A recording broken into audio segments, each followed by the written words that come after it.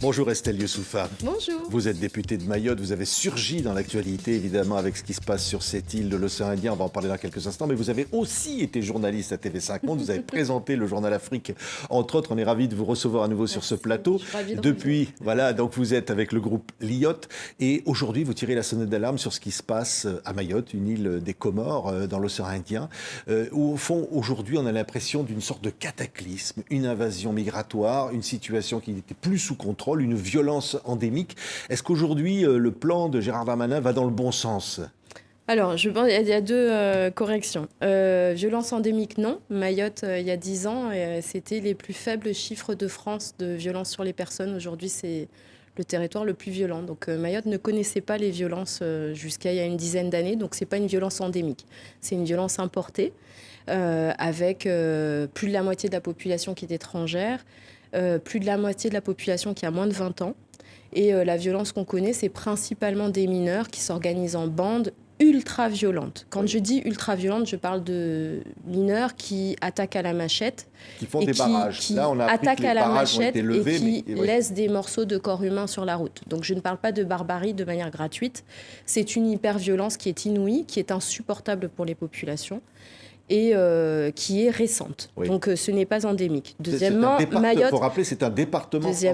Mayotte fait partie de l'archipel géographique des Comores, mais nous sommes une île française depuis 1841 et les Comores ont pris et créé l'État des Comores à l'indépendance dans les années 70. Donc je pense que l'ambiguïté, il faut en sortir parce que Mayotte est quand même un territoire français qui l'est depuis 1841 et qui est revendiqué par les Comores. C'est peut-être ça aussi le problème au fond. C'est qu'au fond, vous dites que le président des Comores, aujourd'hui, recolonise en quelque sorte Mayotte pour s'approprier à nouveau cette île qu'il revendique. Puisque depuis les années 70, depuis que Mayotte, lors du référendum de l'indépendance, a voté pour rester française et que les autres îles ont décidé de leur indépendance, les Comores ne reconnaissent pas Mayotte française.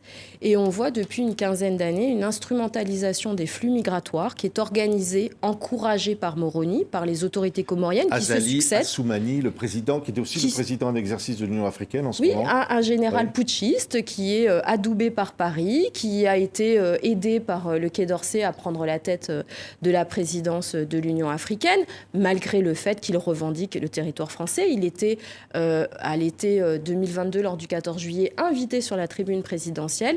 Donc c'est une relation qui est totalement incestueuse entre Paris et Moroni, dont Mayotte fait les frais. Oui. Moi, je veux quand même signaler qu'on est un territoire qui a voté, qui est français. Et malgré ça, on entend tout un discours qui remet en cause Mayotte française. Le président Azali s'étale, revendique sur les colonnes,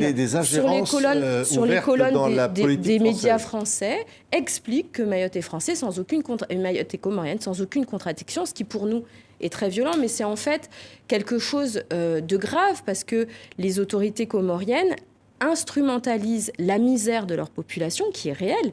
Les Comoriens vivent dans une situation de très grande pauvreté et estiment qu'il n'y a pas de frontière entre Mayotte et les Comores, ne la respectent pas et envoient toute la population. C'est pas moi qui vous le dis, c'est absolument assumé par les autorités comoriennes.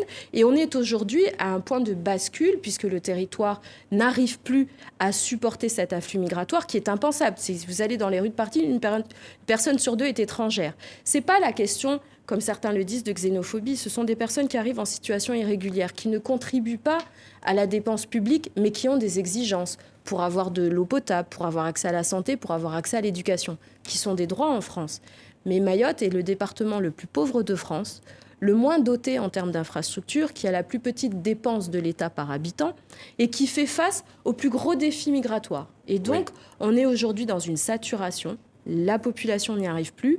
Ce qui a souvent été évoqué pendant la crise du Covid, l'acceptabilité, elle est franchie à Mayotte. La population n'y arrive plus, ne peut plus. L'une des réponses à ça, c'est la remise en question du droit du sol, comme l'a proposé Gérald Darmanin. Oui. Sur consigne du chef de l'État. C'est-à-dire une dérogation au droit français, en fait, en quelque sorte. Alors, unique le droit, à Mayotte. Mais en fait, contrairement à ce qui est invoqué, le droit du sol n'est pas inscrit dans la Constitution. Et ça, je pense que c'est très important, parce qu'on en a fait un totem, c'est quelque chose d'extrêmement important symboliquement, on ne touche pas à la Constitution sans avoir la main tremblante. Néanmoins, la situation à Mayotte, elle est extrêmement grave et elle l'exige, parce que nous avons un voisin qui revendique le territoire et qui utilise le droit du sol contre le territoire de Mayotte, puisque 9 parturientes sur 10, 9 naissances sur 10 à Mayotte sont le fait de mères comoriennes qui viennent spécifiquement pour accoucher à Mayotte, dans le but d'obtenir les papiers pour leurs enfants. Mais il faut savoir que tant que vous êtes le parent d'un enfant potentiellement français à 18 ans, vous êtes inexpulsable et régularisé. C'est-à-dire que ces bébés sont des bébés papiers. La natalité comorienne à Mayotte, elle est faite pour permettre aux Comoriens de s'installer à Mayotte. Et c'est atroce, c'est horrible pour ces familles, parce que c'est un drame. La migration n'est jamais quelque chose de facile. Mais pour le territoire de Mayotte, c'est une situation qui est totalement ingérable. On est à Mayotte à 12 000 naissances par an. 90% des naissances sont des Comoriens. C'est la plus grande maternité de France. C'est la plus grande maternité de France et d'Europe, on pense. 90% de ces naissances sont des Comoriens. Et s'il fallait suivre le rythme démographique, on devrait construire une classe d'école par jour. Oui. Ça veut dire que sur un territoire de 357 km², on devrait construire chaque jour une classe d'école pour scolariser tous ces enfants qui naissent de parents étrangers.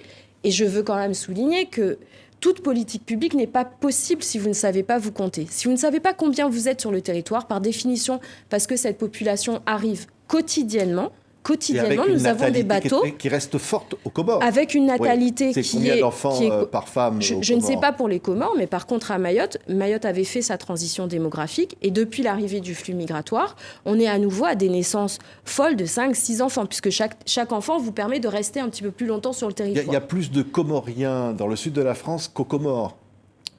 Oui, mais moi je suis là pour vous parler de Mayotte, pas spécialement mon voisin. C'est effectivement une expansion démographique qui est quand même extrêmement forte. Et une présence en France des Comores qui aussi explique cette influence des Comores sur peut-être la politique française. Le problème, c'est que la relation entre Paris et Moroni, Mayotte en est la victime et l'objet. Et en fait, on ne peut plus tenir. Nous, Mahoraises et Mahorais, sommes français par choix. On s'est battus, des personnes sont mortes pour qu'on reste français. On vote, on paye nos impôts. Je suis une citoyenne française comme une autre. Je représente la première circonscription du département 976. Ce que je ne comprends pas, c'est qu'on remette en cause l'intégrité du territoire national sans que personne ne trouve à y redire. Ce que je trouve anormal, c'est que la protection de notre frontière fasse encore l'objet d'un débat, comme si ce n'était pas une frontière légitime, et que, alors que l'OTAN et l'Union européenne évoque la menace hybride que constitue l'instrumentalisation des flux migratoires. On l'a vu par exemple en Biélorussie avec la Russie qui a encouragé des flux migratoires pour déstabiliser un pays. Cette instrumentalisation des flux migratoires, c'est une menace hybride parce qu'en fait on utilise les lois du pays d'accueil, on utilise la pression que ça peut exercer sur les services publics pour déstabiliser le pacte social, pour remettre en cause l'équilibre même du territoire. C'est exactement ce qu'il se passe à Mayotte. Nous sommes une île qui a été accueillante, qui a été tolérante, qui a été ouverte. Et on est en train de nous imposer un accueil qu'on ne peut plus faire. Vous dites une forme d'annexion, c'est-à-dire qu'en fait les Comores... Oui, absolument. Je pense que c'est... Mais ce n'est pas juste notre analyse, c'est revendiqué, c'est ce qui est fou. C'est-à-dire que c'est pas du tout quelque chose de caché, c'est pas un projet masqué, c'est pas un projet complotiste. C'est les autorités comoriennes qui l'assument et qui disent, même pendant l'opération Wambouchou au printemps 2023, les autorités comoriennes se sont exprimées et qui ont dit non. Qui visaient à expulser des clandestins. Quand le ministre de l'Intérieur, Darmanin, dit on reprend le contrôle de la situation, on détruit des bidonvilles qui sont des zones d'une grande insalubrité et qui sont dangereuses, qui sont des zones criminogènes, qui sont des zones illégales, puisque c'est des constructions illégales sur des terrains qui sont spoliés. Quand il dit on reprend le contrôle de cette situation, les personnes qui sont en situation irrégulière doivent être expulsées, ce qui est quand même l'application de la loi et du droit. Et qu'il dit on va arrêter les personnes qui sont recherchées par la police. Vous avez le chef de l'État comorien qui dit non et qui encourage sa population à migrer à Mayotte. C'est-à-dire qu'il fait carrément de l'ingérence publique. Il est venu à TV5 Monde, il est allé dans les colonnes du Monde, dans les colonnes du Figaro, sur France 24, vomir ce discours anti-français en toute sérénité. Donc vous dites quoi ? Ce qui pour nous est une grande violence, parce que non seulement on subit une déstabilisation de notre département, à Mayotte, il faut savoir par exemple qu'on n'a qu'un seul hôpital, et que 90% des services de l'hôpital est dédié à la maternité. C'est-à-dire que notre dépense de santé est concentrée sur l'accueil de ces parturientes comoriennes. De la même manière, nos écoles sont en rotation, c'est-à-dire qu'il y a une classe le matin, une classe l'après-midi, parce qu'on ne peut pas suivre en termes de construction des établissements scolaires pour accueillir tout ce flux et toutes ces naissances. Oui. Nous, on est dans une situation où vous êtes un contribuable, vous êtes un citoyen, vous n'avez pas accès aux services publics pour lesquels vous contribuez. Quand je dis que c'est une menace hybride qui déstabilise un département français, c'est le cas d'école de l'instrumentalisation des flux migratoires. Et donc, cette remise en cause du droit du sol, elle est fondamentale. Et donc c'est une solution, mais vous dites aussi... Une solution à moyen terme. Elle est pas dans relation, et peut-être aussi la France devrait changer cette relation avec le président mais je pense au fond, c'est quoi gel des avoirs, une situation... Je pense qu'à un moment, il faut prendre la mesure qui est à la hauteur de la menace. Il n'est pas possible pour Paris de penser qu'on va continuer business as usual avec les Comores, cette relation malsaine, de dire non, vous pouvez continuer à revendiquer le territoire français, envoyer votre population. Nous, on va continuer à verser des aides aux Comores. Nous, on va laisser les binationaux circuler, même ceux qui sont au sein du gouvernement comorien, continuer à vomir sur la France et en même temps bénéficier d'aides, de prestations sociales, abriter leur famille dans l'Hexagone. Et avoir cette espèce de double discours. À un moment, il va falloir prendre des mesures. D'abord, effectivement, geler les avoirs du trafic humain, parce que le franco-comorien, il est adossé à la Banque de France. Tout l'argent qui est généré par le trafic d'êtres humains pour les flux migratoires transite par la Banque de France. La France n'est pas, j'allais dire, elle n'est pas impuissante face à ce qui se passe. Vous le dites à Gérard Darmanin. Je suis en commission des Affaires étrangères, je le soulève régulièrement. Je pose la question systématiquement aux ministres des Affaires étrangères successifs. Je le pose aussi lors de mes échanges avec le chef de l'État. Il n'est pas possible de continuer à serrer la main d'un chef de l'État quel qu'il soit, aux Comores, qui contestent le caractère de Mayotte française. Et je pense que si nous arrivons à mettre fin au visa territorialisé, c'est-à-dire qui fait que les Comoriens sont régularisés à Mayotte mais ne peuvent pas aller sur le reste du territoire national, et qu'en même temps on met fin au droit du sol, c'est réellement la fin de cette relation spéciale entre les Comores et Paris, et que ça mettra fin aussi au projet des Comores vis-à-vis de leurs revendications de Mayotte. Parce que ça veut dire fin de ce traitement particulier. Vous avez confiance que ça va se réaliser, ça ? Non, je ne suis pas confiante sur le fait que ça va se réaliser. Je pense que c'est historique que ce soit enfin sur la table. C'est une demande qui est très ancienne à Mayotte, qui est de dire, en fait, il faut absolument avoir une relation normale avec les Comores. Donc, on fait respecter notre frontière. Et quand on est en situation irrégulière, il n'y a pas de traitement particulier, de un. Mais de deux...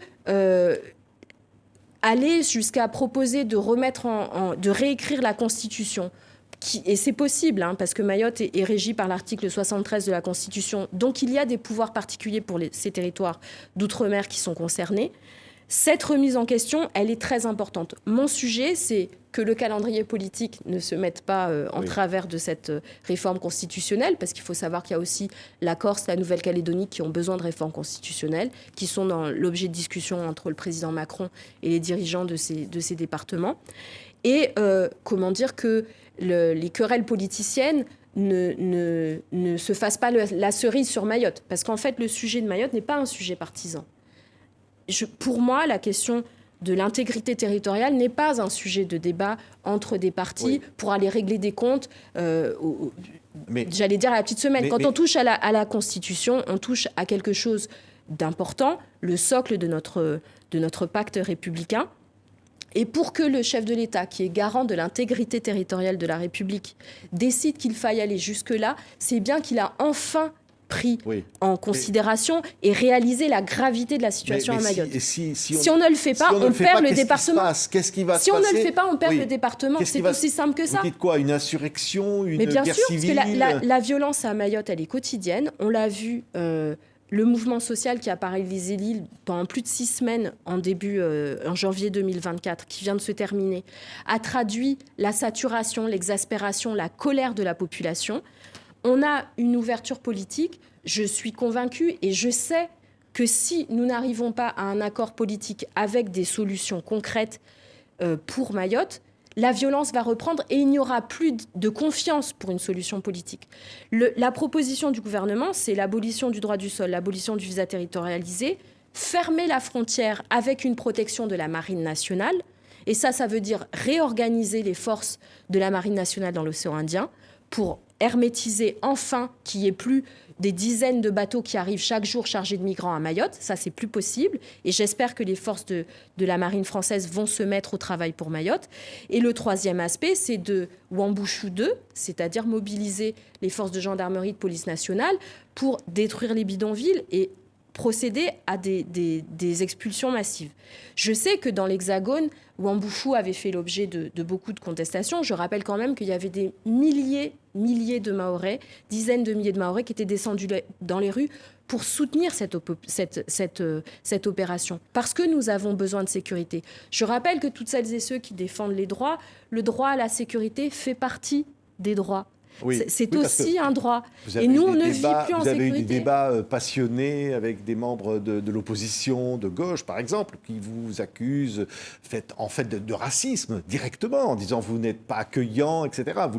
Vous avez eu à répondre à ça. Et c'est extrêmement violent. C'est quelque chose que nous, à Mayotte, subissons. Un discours qui est... non seulement méconnaît la réalité de Mayotte, parce que expliquer à Mayotte que nous sommes des xénophobes quand la moitié de la population est étrangère, je pense qu'il y a quelque chose de complètement faux et insultant dans cette manière de présenter les choses. La deuxième chose, c'est de savoir les conditions d'accueil.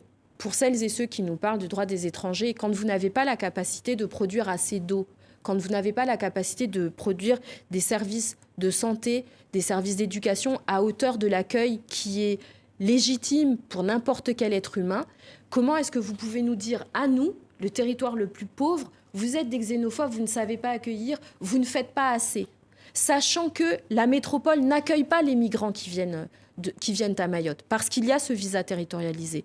Moi, je suis spectatrice des débats sur les sexes des anges entre personnes qui n'ont pas du tout les problèmes qu'on connaît à Mayotte, qui viennent nous donner des leçons à 10 000 kilomètres, sans avoir jamais mis les pieds sur notre territoire, et qui viennent nous expliquer comment faire les choses chez nous sans vouloir faire leur part.